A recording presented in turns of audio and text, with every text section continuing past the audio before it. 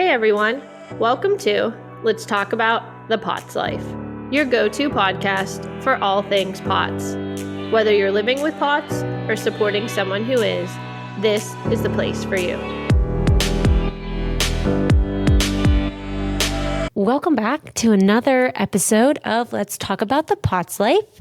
Today is just a happy Thanksgiving episode. Yes, we figure, it's helpful. Holidays are stressful, and to give you some tips and ideas to how to navigate them, and between food, water, electrolytes, all the family, things. Travel, yes, stress if you are the cook in the house. Yes. That is not me. No, me neither. Yeah, thank God. No, I never want to be that person. Although we are hosting his family, my husband's family, like cousins will do a dinner. So we're doing that. But I am not cooking the steak. We do like steak on Wednesday before, night. Before nice. the night before. And I did order some delicious sides from Aliana's kitchen. Thank you, Aliana. Yeah, look great. So I did order those and a couple other things, to have. Oh, perfect. Yes. Perfect. But no, I'm not cooking it. Yeah. I could be in charge. We do pizza the day after with his extended family, and that's what I could handle is that's pizza. right up my alley. Yeah. Mm-hmm. Yeah.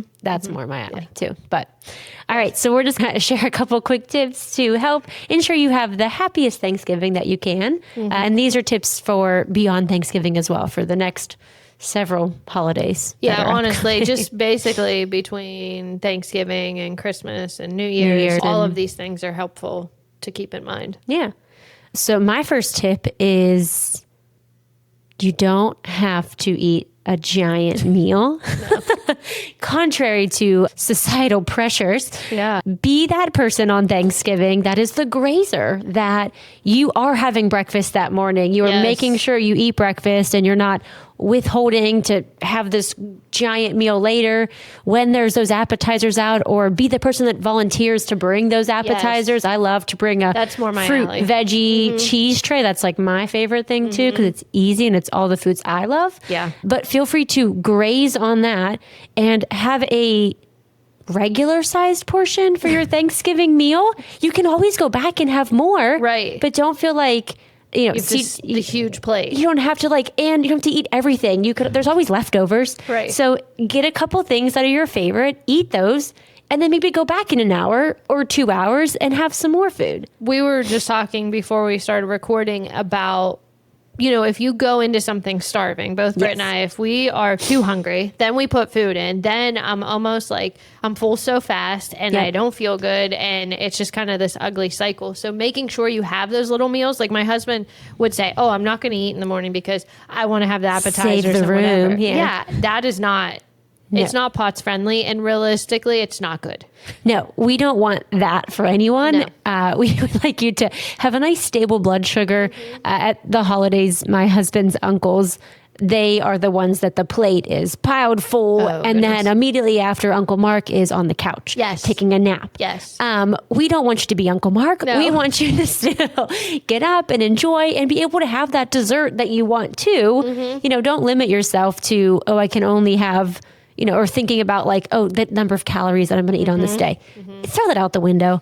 Just eat small amounts of food throughout the day. Right. And like Britt says, and this is outside of the holidays. We were also talking about this and nutrition inside the app and things like that, where we are, and I think Britt does a great job about this, of there's room for all foods. Yes. So you can have the dessert that day. You can have, I don't know, something that's heavy carb, like the stuffing. Yes. There's room, and you don't have to have the biggest plate, but you still are able to introduce all those type foods. So it's not something that, if you're working with Britt inside the app where she's like stripping everything away. It's the same thing. Like, I don't want to strip your mental health activities away in terms of if you do like to get in the pool or go for a walk. She's not going to strip all your foods away. Like, we are 100%, both of us eat, obviously I have to have it gluten-free, but like eat within reason. Yeah. We don't, I don't know. We don't want to restrict. So the reason I went to nutrition is because I like food. Right. It's not a job that I went into because I'm like, oh, you had an apple. That's 25 calories of this and that you shouldn't have had. Like, no, you want to enjoy the things that you eat. So do it. Just do it in moderation. And when you're living with POTS, moderation means small amounts throughout the day instead of one large meal. Right. And reminding yourself, like that morning, if you are traveling to family or even the few days prior, make sure you have your electrolytes. Yes. Make sure you are hydrated early in the morning. I mean, when you're out of your normal routine, of course, we don't maybe drink as much water. Or if you come to my side of the family, there may not be a ton of people in the room, but we are loud. Like sensory overload. Sensory overload. So making sure that, you're just prepared. And if you have to step outside, I mean, sometimes I remember it was like when Thanksgiving would be nice and we'd step outside and I'd be like, whoa. It's quiet. It's full of love in that room, but man, we are loud. So, but it's sensory overload. So having more hydration, just making sure all your pieces or all your tricks are at max capacity that you're using. And then, so you can still weather the storm and enjoy the holiday. Yeah. And some of that might be having alcohol at family gatherings as well. Yep. And the same thing, moderation. Yes. It might impact everyone different. And so if you're really great at your hydration, maybe you could have that glass of wine with dinner. Right. I mean, there's some patients that do. They can still have a glass of wine or they can have, I don't know, whatever their drink of choice is. There are some, I mean, for me, I don't really have much because it just makes me feel like I get those heart PVCs like we've talked about. So I might have a few sips here and there, but there's plenty that can, have their hydration. They're good about it. Have their whatever drink of choice with dinner and they can do it. And it's all normal. And if you can't, and it's not something you can tolerate, who cares? Like it's not a big thing too. I just feel like sometimes people get so caught up in, what I can't do or what I used to do. That's okay. Just do what you can on that day and give yourself credit. Like you are doing it, right? Yep. We're doing something. Absolutely. What's one of your favorite tips for Thanksgiving? Oh, I would say just enjoy the day. Yeah. I mean, right? Like, because I think we hear a lot in the app, people, will log like, oh, it wasn't what I thought, but I'm glad I got to do it. Like, just enjoy being around the people, hopefully you enjoy being around the people that you're with. Or you're tolerating them that day. Yeah. So I just think whatever it looks like, don't beat yourself up if it's not this perfect, this dream that you had in your head. Yeah. Like, give yourself credit, and what it is this year, if it wasn't exactly what you thought, there's always next year, and you'll be at a way better spot next year.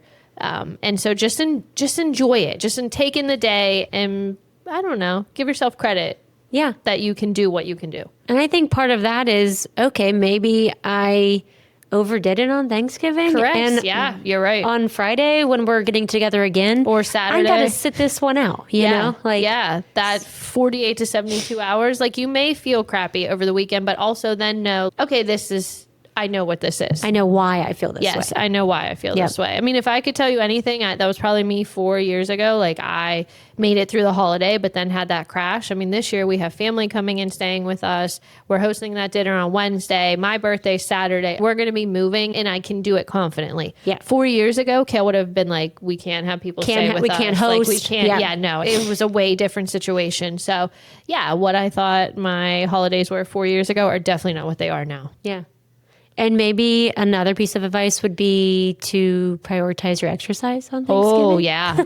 No, people are coming in. Like I said, families coming in and they're coming in Wednesday and then they're leaving Saturday morning. So in my head, I'm like, all right, I know I'm not going to be able to exercise Thursday, but I'm definitely exercising Wednesday. I'm going to have to do it Friday. Like, you still have to fit your needs in around no matter what the circumstances. It's important. And it's important to keep that, status quo while you're going through all the craziness of the holidays. Yeah, and it might be changing your routine for that day. Usually maybe if you're an afternoon or an evening biker, maybe you have to flip it to the morning because, I'm not going to be home in time to do this on Thanksgiving or the day after, whatever your plans are. Maybe I just have to pivot and do my biking in the morning. And people panic about that. And you may not feel the same or you may have higher heart rates or the RP level might feel different, but it's okay. It's, it doesn't have to be your norm, but I rather you do it than skip it. Absolutely. Yeah, for sure. I'm now transitioning because our sports aren't as crazy as the evening for probably the next 2 months until that all changes again. But biking or on the treadmill more in the evening. And that's hard for me. Like I am more of like a morning type person, but it's just fitting my schedule more. So just being open to the change and rolling with what comes. Yeah, I'm also a morning person. I do not. The fact that tonight I'll have to go down at the end of the day and get on the treadmill is just dreadful. Yeah. But if you're dreading it, just think Kelsey's also dreading it, and she's down there. Loves company. Yes. Maybe our fourth piece of advice is kind of like what you said about giving yourself grace. Yeah. Being present in the moment, being, aware of your limitations and sharing that with your family as you feel appropriate. Yeah. And I just think, POTS doesn't have to be the center of the dinner table conversation, but also, like Britt said, like being open with others, or just, people might not know what it's about, or I can't even tell you how many people will be like, oh, I was talking about it at so-and-so, and then so-and-so is now going to come see you because they heard of it. And, so I think word of mouth is huge, and sharing your story, and just letting people know what's going on with you. It's crazy how many people you can affect in such a great way. And it's a great topic to bring up at the holidays, as opposed to some other topics that might not go over well. Yeah, right. So, I mean, if things are going south, just talk about POTS. Yeah, just so, do you know what I have? Yeah. Yes.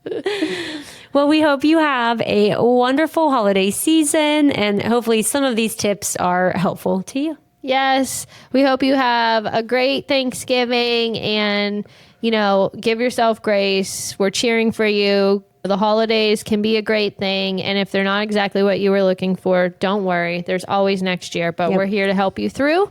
So don't forget to subscribe. You can follow us on YouTube so you can stay up to date when we release our next episodes. Yes. Have a great Thanksgiving. See you next time. Bye.